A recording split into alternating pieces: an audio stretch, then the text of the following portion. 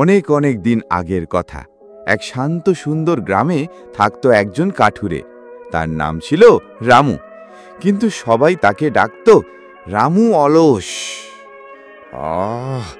আজ তো অনেক গরম, কাল কাটবো, আজ একটু বিশ্রাম নি। ওরা মনে হয় প্রতিদিনই তো কাল বলো, গাছ কিন্তু বসে থাকবে না।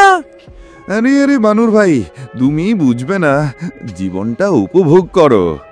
পরদিন রামু ঘরে রান্না করতে গেল, দেখলো কাঠ নেই, চুলা জ্বলে না, পেট কুকড়ে যাচ্ছে।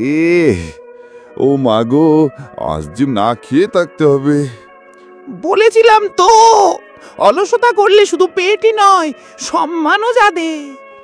সকালে ঘুম থেকে উঠে ঝালপট জঙ্গলে ছুটল।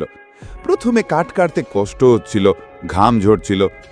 দেখো রামু ভাই, প্রথমে কষ্ট হবে, তারপর মজা, তুমিই পারবে। রামু হেসে বলল, আজ থেকে আমি রামু অলস না, আমি রামু ব্যস্ত। গ্রামবাসী এখন বলে, দেখো, পরিশ্রম করলে বদলে যায় জীবন।